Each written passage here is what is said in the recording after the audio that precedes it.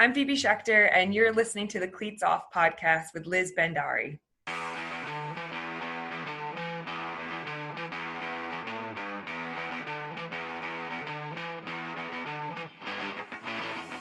Hello everyone, and welcome to the Cleats Off podcast. I'm your host Liz Bhandari, and this is a show that brings you closer to the game you love. Today's guest is Phoebe Schecter, former Buffalo Bills coach, Great Britain American football captain, and managing director of the UK Dukes. Enjoy the show!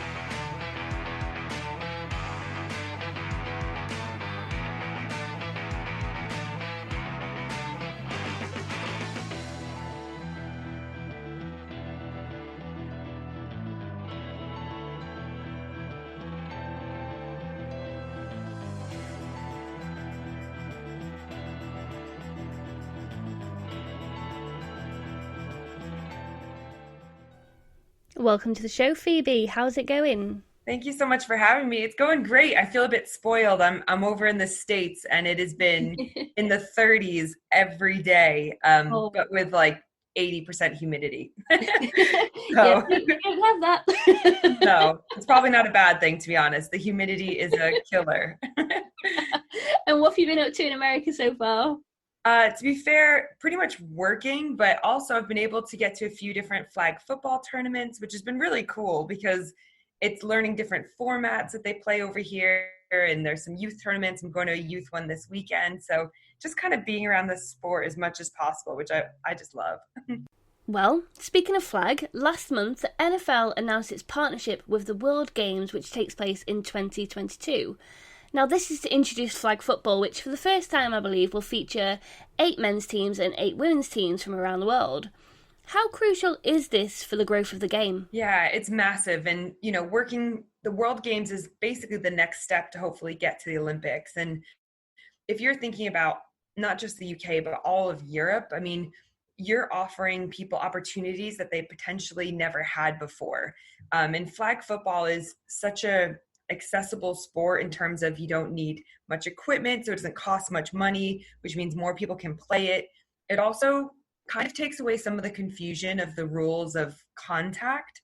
I think that's sometimes a barrier to people in regarding like getting involved in the sport. So when you have, quite simple rules, it's quick paced, so many more people can then get involved and be excited by the sport. So not only are we're going to increase the participation in the sport, but I'm hoping the fans as well, because who doesn't want to get involved? It's like basketball in a way. Yeah, definitely. Now, in all of this, NFL flag was created partly with the aim to increase female participation in flag football and to show athletes of all different kind of sports how they can get involved. And as part of that, you've been mentioned as one of the trailblazers making big moves in the football world. What does it mean to you to be part of this? Yeah, it is so exciting. I remember when they sent out the first email, just some of the names on there are massive. You've got Desiree Abrams in terms of officials, Tony Harris, who's out there doing huge things in terms of her playing, Santia Deck. You just got all these really incredible women that are there to try and grow the game and push the sport forwards. And I feel quite lucky that I've actually known these females for, pretty much my entire time within football. I'm sure you've experienced it. It's a very small world in a lot of ways, and especially the women's side of things. Everyone knows each other. Everyone supports each other. So I'm just really excited to be a part of it, and even more excited to see what we can do, what we can create to give people more opportunities. And bottom line, get more females involved in sport. It's a game changer. It's a life changer for someone. Once you start playing, it doesn't matter contact or flag. It's just, you feel so much more confident, and it's a whole new community for you. So yeah, I can't wait. I just want us to get going right now. Yeah, it's really exciting. And to have Russell Wilson involved as chair, how special is that to have someone like him on board? Yeah, I mean, so Russell Wilson and Sierra have both been huge proponents of growing the game internationally. We've worked with them with NFL UK when they've come over and done work in schools, and I know they're so passionate about growing the game outside of the US. So for us internationally, I mean, it's massive to have someone like that kind of leading the ship and steering the ship. So it's going to be terrific. I think it's going to I think it's going to change what football looks like in the next couple of years for all of us. We've got a really great small community, but I think that that's easily going to double, if not triple, over the next few years. So, it's incredible to have someone of his status. People know him, even if you don't even know the sport. He's kind of like a Tom Brady in terms of, he's a quarterback. And those are always, the special guys anyways. So it's just going to help, again, grow the fans and get more people involved, because everyone wants to be like those two. Yeah, legit, they are goals. Now, the growth of the women's game is something that we're all starting to see now, but we all know there's a big difference between saying we have to be inclusive and actually being inclusive. How do you think we can get more girls involved in the sport? Yeah, and that's such a good point. So many times, especially kind of the day and age we're in, it almost feels more like a tick box exercise as opposed to doing something about it. Yes, we're really good at saying all these things and, getting all those key buzzwords in, but what does it actually mean if we don't actually put action behind that? And, to get more females involved in the sport, I basically bring it back to when I started playing, and just, who I am now is nobody. Like, I would never imagine I would be who I am if you asked me 8-9 years ago, just because American football has helped me grow into the person I am, whether it's through confidence or, just feeling empowered from my teammates and playing a sport. But I think for girls that are out there right now that know nothing about the sport, showing people, actually having like a visible person that kind of looks like you out there playing, showing the different opportunities, because not everyone wants to play. Some people want to coach or officiate. And I think we need to make sure that we're creating more opportunities for people to get involved and shout about what a great sport it is that we have. And, you don't have to play contact. You can play flag. So there's so many different ways for people to get involved and kind of, build on their identity through a sport, which is, who doesn't love that? We get to be free when you're out there playing. Now, we've seen with the international player pathway that more non-American men are getting over into the NFL. And I'm hoping now, with flag football being a sport you can get a scholarship through, that we'll see more women get into the game, not just in America, but worldwide. How important is this for the development of the game? Yeah, and, using Liz Sowers, for example, who's taken over as one of the coaches, one of her goals, which I love, is that she's not just looking to recruit from Kansas. She's looking to recruit from Florida, worldwide. There's a lot of incredible athletes out there internationally. And I think one of the things we've even done in the UK is starting to now look into people from different sports, because really we look back to how the women's game, we had such a great success early on because we had a lot of ex-rugby girls come on board and they weren't afraid of contact, for example. So why aren't we looking into track athletes who have that speed that they've been working on for years now? So all we got to do is teach them how to catch a football. So, now internationally, we're giving people more opportunities to get an education and have that be paid for. I mean, that's massive. You don't have to just play sport and then maybe work on your education. You can do both at the same time, and you have no idea where these doors will lead to. So, yeah, I mean, the NAIA was such a huge step for females. And I think it will also encourage more high schools and the younger levels to have programs. I know Georgia and Florida have some high school programs just for girls, but I think if you know that there's an exit strategy or a next step, then you'll definitely get more people wanting to, train and try and build towards that, because now they've got goals that they can achieve. Yeah, definitely. All right, guys, we'll be right back. First, we've got a quick message from our friends over at the National Vintage League.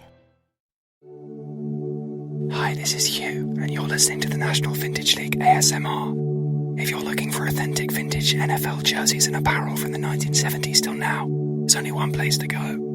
Come check us out at nationalvintageleague.com or check out our Instagram. Save the planet, look good doing it.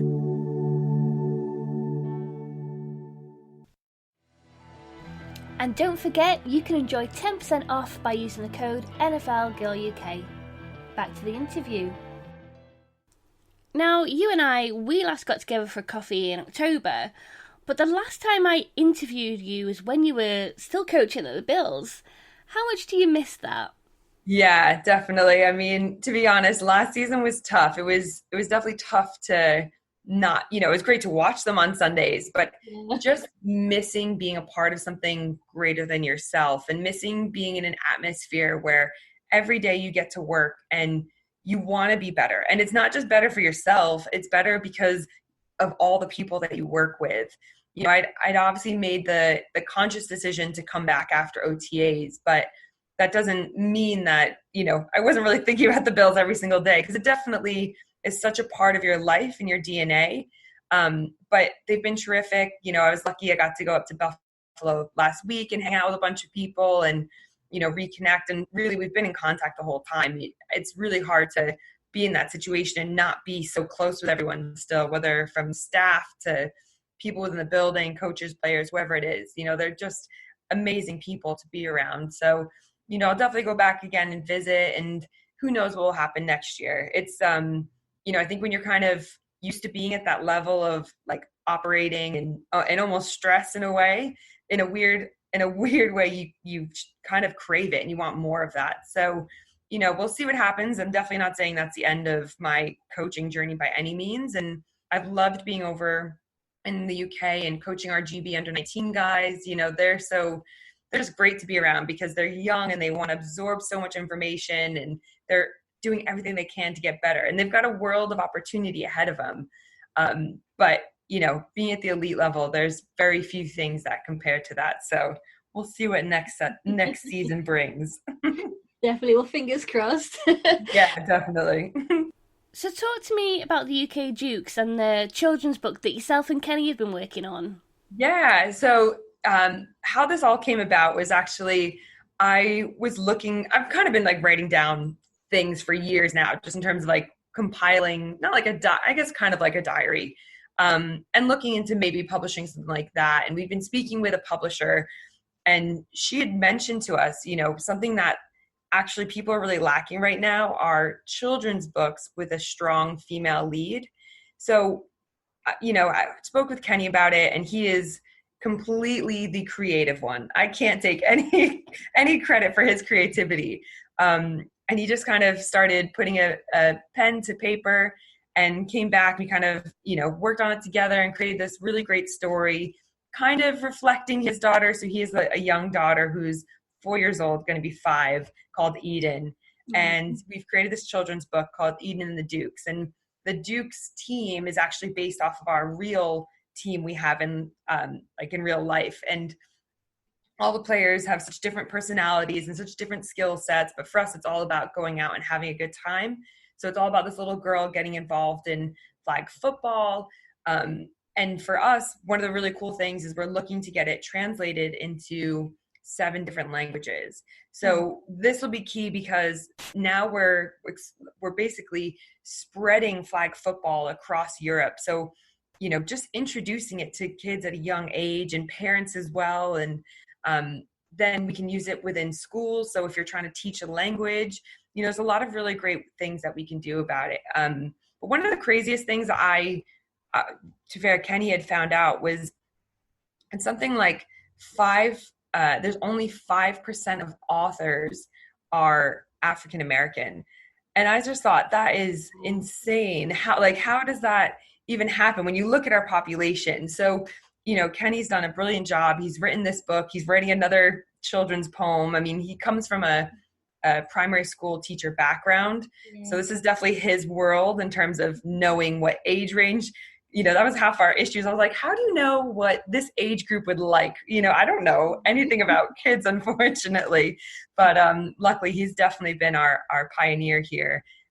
So yeah, no, really excited about it. I'm excited about having a female lead in this book, just to show little girls from a young age that try something new and, overcoming these fears that we have. And yeah, so I think we're both just so thrilled about it. And then to have Wilson on board and supporting our book is massive as well. So we're going to have our little raffle start this week. They've, given us gloves and footballs to raffle off to basically get money for our book.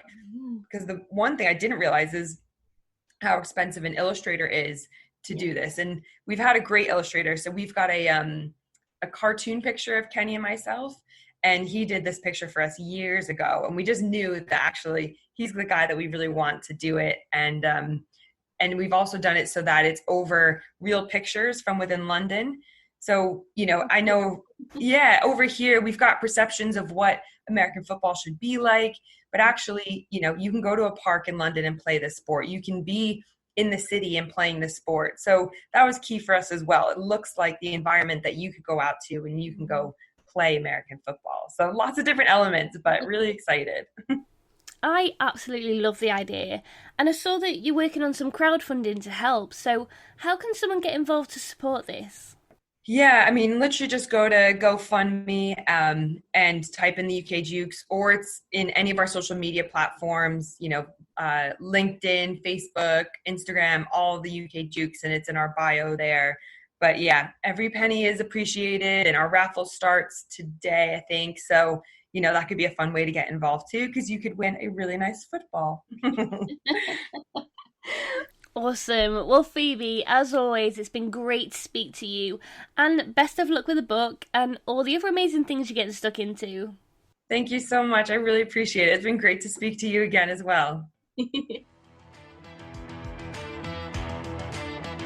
I loved chatting to Phoebe and learning all about the incredible things she's getting involved in, and I'm excited to see the future of women's football.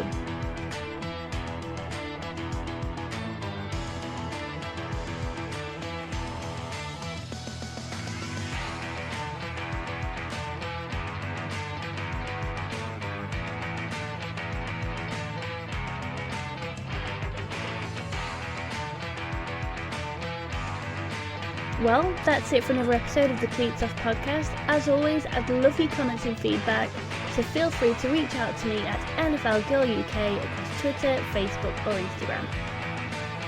And finally, don't forget to subscribe to the podcast. I wouldn't want you to miss a single episode. Until next time, thanks for listening.